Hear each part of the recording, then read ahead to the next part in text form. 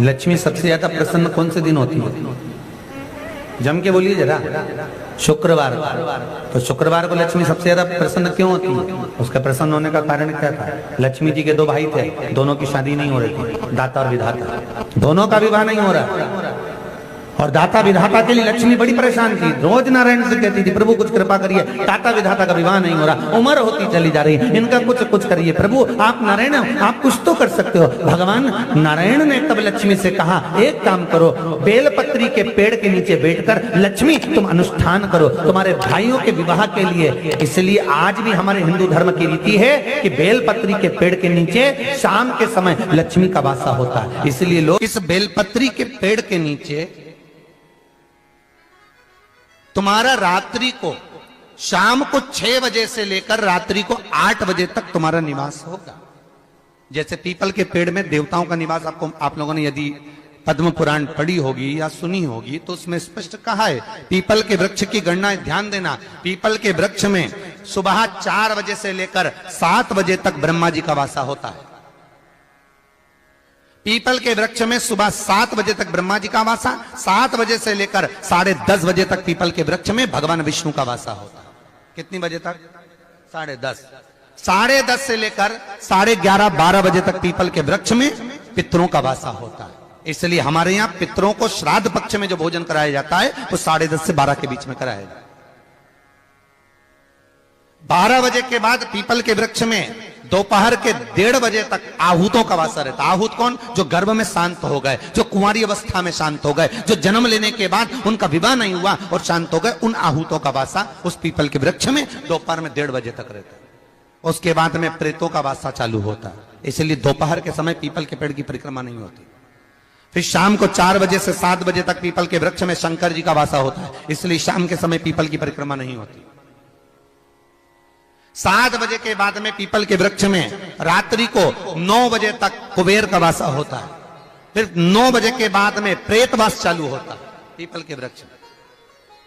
उसी तरह बेलपत्री का जो वृक्ष है, उस बेलपत्री के वृक्ष के नीचे रात्रि को 8 बजे से लेकर 12 बजे तक बेलपत्री के पेड़ के नीचे कुबेर का निवास होता है। महाराज, कुबेर का निवास। प्रयास करा करो किसी बेलपत्री के पेड़ के नीचे हम दीप लगाएं, घी का दीप।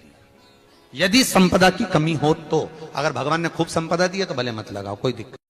महामृत्युंजय मंत्र का यदि आप जाप करते हो और आपको मालूम पड़ गया कि शरीर में मुझे ये रोग हो गया है, मुझे शुगर हो गया है, मुझे बीपी हो गया है, मेरा ब्लड प्रेशर ऊंचा नीचा रह रहा है, कोई भयंकर रोग, मेरे रिश्तेदार को कोई कैंसर जैसा रोग हो गया, किसी को कोई थायराइड हो गया, किसी को कोई किडनी और लीवर में सूजन हो गई, किसी को कहीं किडनी और लीवर में तकलीफ हो गई, तो शिव महापुराण की कथा कहती है, नवग्रह शिव महापुराण की कथा कहती है कि बेलपत्री के वृक्ष के नीचे महामृत्युंजय मंत्र का जाप जो शुक्रवार की शुक्रवार घी का दिया लगा कर करता है, उसके रोग बाबा देवाधिदेव महादेव समाप्त करते चले जाते हैं। ये संजीवनी मंत्र शुक्रवार के दिन भगवान शंकर को शुक्र को दिया था, इसलिए उसकी प्रधानता।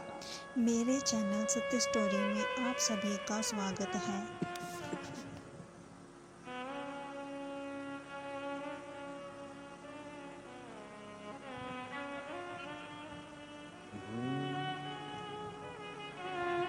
ये वो संजीवनी मंत्र।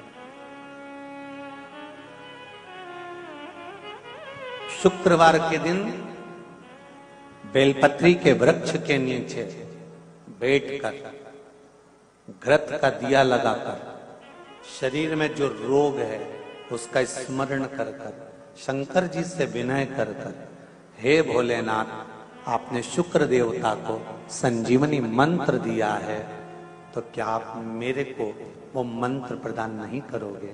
मेरे रोग, मेरी बीमारी, मेरे दुख को आप नहीं हरोगे? शिव से कहो, ये शरीर आपने दिया है और भजन करने के लिए दिया है, स्मरण करने के लिए दिया है, कीर्तन करने के लिए दिया है, तो संभालोगे भी आप। और बेलपत्री की ओर मुख कर कर घी का दिया लगाकर महामृत्युंजय मंत्र का स्मरण कर लेने पर धीरे धीरे धीरे धीरे धीरे धीरे वो रोग समाप्ति की ओर आता चले जाता है। शंकर भगवान को तुलसी नहीं चढ़ती, केवल एक बैकुंठ चतुर्दशी के दिन चढ़ती है, वो भी रात्रि के समय पर 12 से 4 के बीच में। पर शंकर भगवान को तुलसी नहीं चढ़ती। पर पद्म पुराण कहती है कि शंकर भगवान के मंदिर के बाहर जो तुलसी का वृंद लगाया जाता है, शिव जी के मंदिर के बाहर जो तुलसी का पौधा लगा रहता है या लगाया जाता है, उस तुलसी के पौधे में जितनी मंजरियां लगती हैं, उस मंजरियों में जितने दाने लगते हैं, उतने दाने गिन लिए जाएं और उतने समय का बैकुंठ का वास उस मनुष्य को प्राप्त हो जाता है हमारा मृत्यु के बाद। कितना विचित्र बात है, शंकर को तुलसी नहीं चढ़ती, पर शंकर के दरवाजे के बाहर शिव के द्वार पर जो तुलसी का पौधा लगा है, किसी ने लगाया है, किसी ने रोपित करा है, उस पौधे में जितनी मंजरियां लगी हैं, उस मंजरियों में जितने दाने लगे हैं, उस दाने जितने हैं उसको काउंट करा जाए, उसके बराबर उतने ही 1000 वर्षों तक उस जीवात्मा को बैकुंठ का वास मिलता है। क्यों? उसकी कथा भी यहां पर वर्णन है। जब भगवान विष्णु सामने शंकर के बैठे थे और भगवान शिव ने जब सत्यनारायण नाम रख दिया था, तब भगवान विष्णु शिव से कहते हैं नारायण। भगवान शंकर से कहते हैं भोलेनाथ, त्रिकालदर्शी, कैलाशी, अविनाशी, हे शिव। मेरे सारे विग्रह के साथ में लक्ष्मी मेरे साथ में। बहुत ध्यान देना महाराज, मैं अगर नारायण रूप में हूं तो लक्ष्मी मेरे साथ में, मैं राम रूप में हूं तो सीता मेरे साथ में, मैं कृष्ण रूप में हूं तो राधा मेरे साथ में,